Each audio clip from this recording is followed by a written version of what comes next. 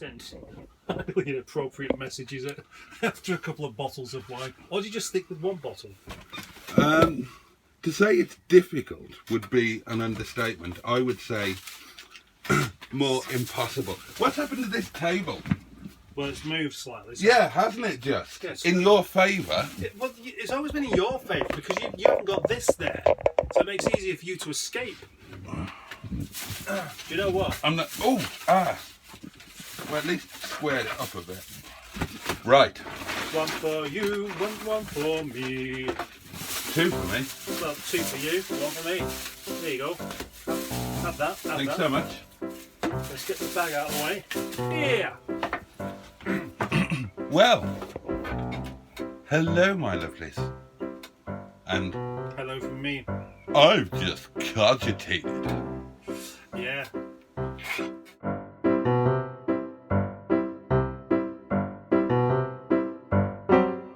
Right, I need a drink.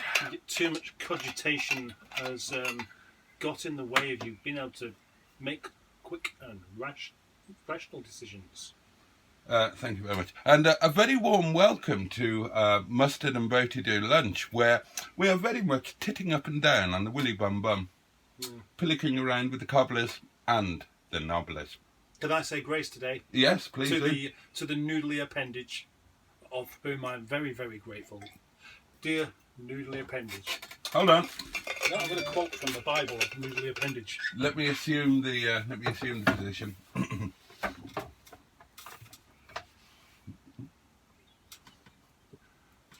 From the Book of Mustard, 13:9. Apply the handbrake 2 or 3 times to ensure the brake shoes are centralised on the drum. Amen. Ramen. Oh, and thank you for... Well, actually... No, you're not going to thank him for that, are you? No. We open up the polystyrene tub of dreams, where we find... Look what I did for Derek. How beautiful is that? How kind of you. Yeah. He's actually got quite a decent history for a raving shed. Ooh. Oh, soggy chips. I forgot about that. I like the soggy chips. No. No, I don't like that either. There's something very British about a soggy chip. Deliciously soggy. Do you know? I'd like to buy a blowtorch just so I can unsoggy my chips. When I make homemade chips, Yeah? I deliberately make them soggy. I steam them in after the full process is finished.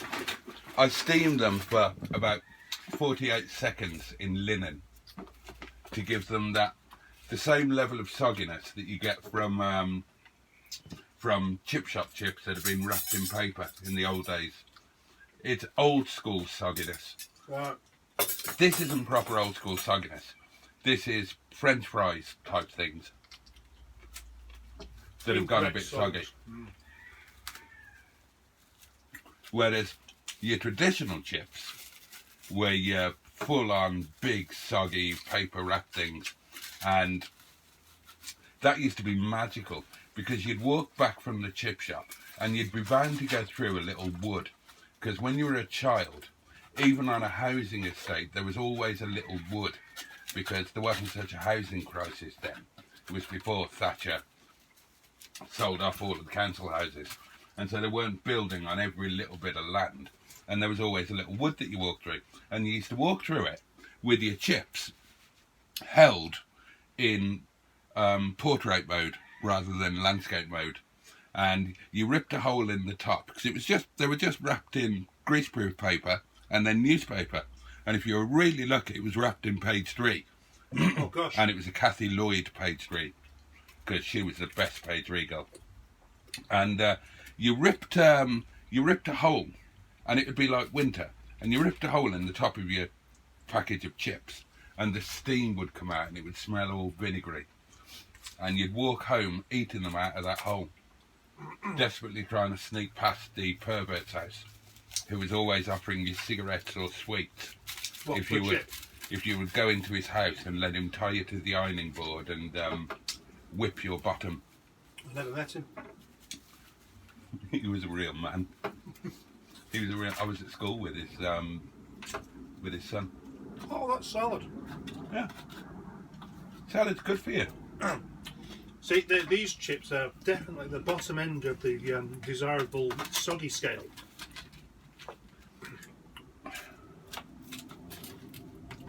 I love salad.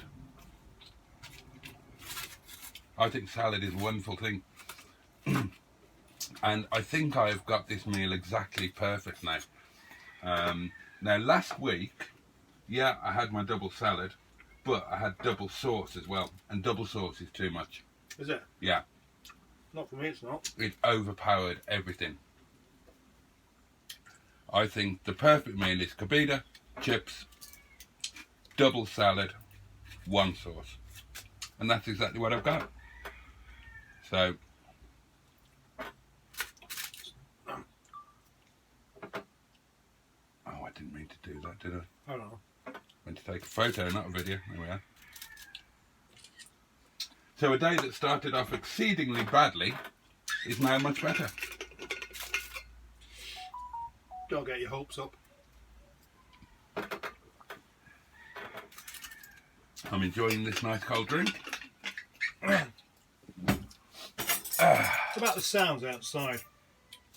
I quite like that. You're partial to a bit of cock, are you? Oh dear. I don't mind it because it's country, isn't it? And at heart, I'm a country boy. So it's like, I find it soothing rather than annoying. Oh. You know, I've only just realised. When you live on a farm, you get used to it. Well, if you live on a farm, you probably just tune it out. I remember when I grew up just over there, always hearing the cockerels in the morning, and I've only just remembered that now, which is odd.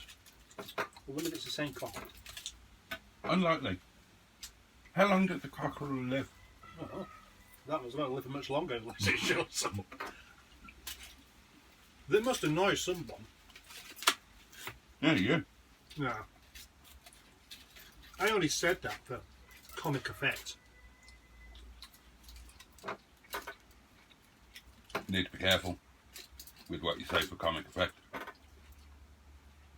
I proposed for comic effect and look what happened there. What happened there? Oh, I got married.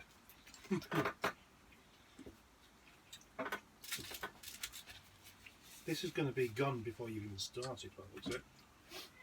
That's one of the benefits of getting older and much less desirable. You know, I propose on a nightly basis now to a variety of people and nobody ever says yes. Why do you keep doing it? Because you don't mean it, do you know? I mean it at the time, yeah. Yeah. So you could have, what if you had some sort of agreement that said that you was only married when you was drunk?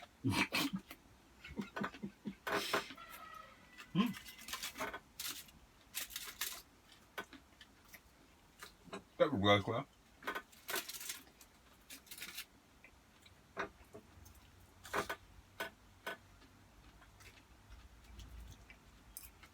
So you've obviously got to the point where you've embarrassed yourself so often with this that you don't actually feel embarrassed by it any longer. Hang on, why is it embarrassing? Well, I don't know. I mean, for most men it would be. Why? Well, proposing to someone Yeah. when you're drunk, Yeah. and then the next day realising that you don't mean it. I've never said that I don't mean it. Of course I mean it. At the time. Yeah. Well, I'm a man who sticks by my decisions. Oh, yeah. Hmm.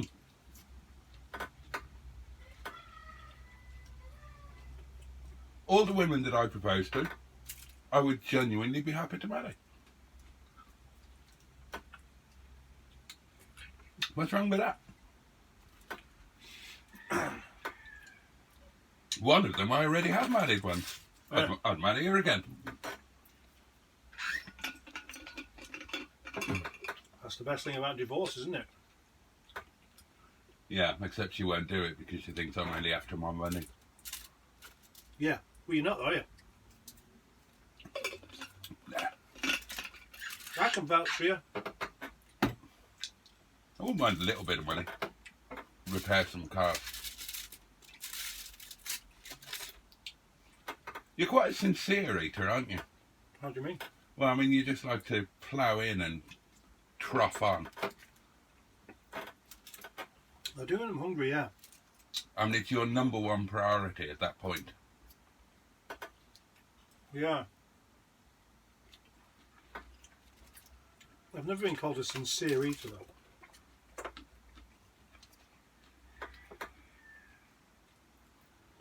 Quite a high rate of nuts. You eat as if somebody has videoed you eating and then put it on double speed. You really quick movements. You do. Well, you've watched me eat an awful lot, haven't you? Yes, I've seen it. Literally, I've seen you eat an awful lot. I've seen you eat a normal meal and then pile samosas and biscuits and everything down on top. Yeah. What about meals at home?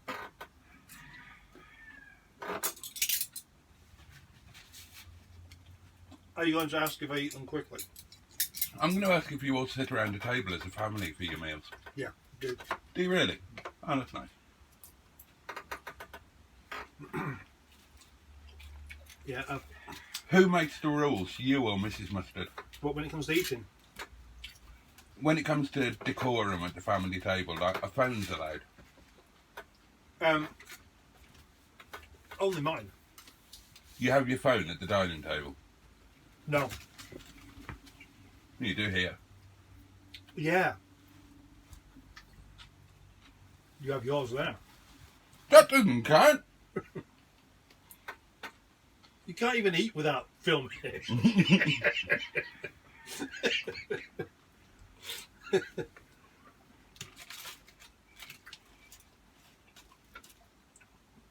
I love the whole self-importance of actually filming yourself eat for people to watch. It's not the actual eating, is it? Well, the eating gets in the way of our conversation. It's the theoretically amusing banter that goes on whilst eating. Oh, gosh. That was a good one, wasn't it? No, that's a good one. Although I quite like that. Wow. I quite like the idea of my new daily diaries now, and I really like that when you stuck together. I did actually enjoy that. Oh, you weren't taking the piss? No. Oh, right. Well, I knew you'd think that. I knew you'd think, oh, what he's done, he's watched a bit, made a comment, skipped it along, Yeah. made another comment. No, I watched it all the way through. And he did have a kind of, yeah, that kind of soothing effect, like a Radio 4 feature does. Oh, I was very flattered by that. Well, I would love to be the YouTube equivalent of the shipping forecast. oh, everyone wouldn't they? Yeah, be a dream. That is, I mean, the shipping forecast is the most perfect example of Radio 4 going, isn't it? Mm.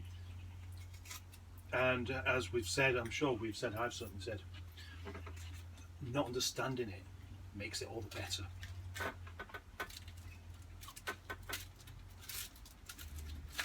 And I never want to understand the shipping forecast because it will spoil it.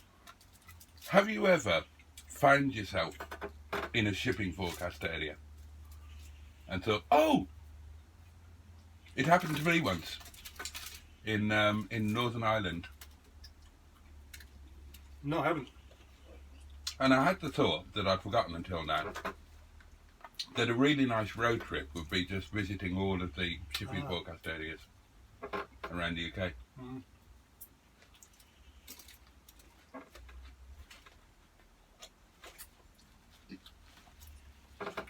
You know, Okay, quick shipping forecast off. I'll start. Fisher. German bite. I knew you'd do that.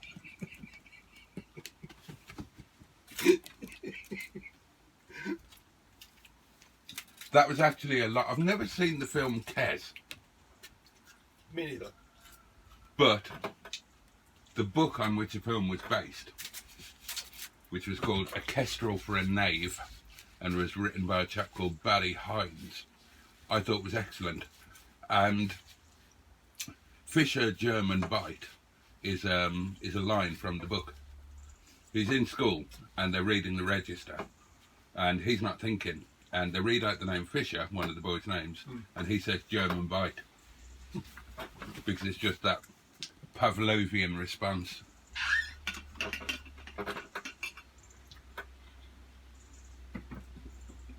I've never understood the Pavlovian response because I've never seen a pavlova respond in that way. But hey ho. It's A Kestrel for a Knave. It's a very sad book. I wonder how the film ended. I don't even know how it began. It's yeah, it was a school curriculum book, wasn't it? Was it? It was in my school, yeah. Oh, so you've read it? Nah. Oh. I wasn't really that switched on at school.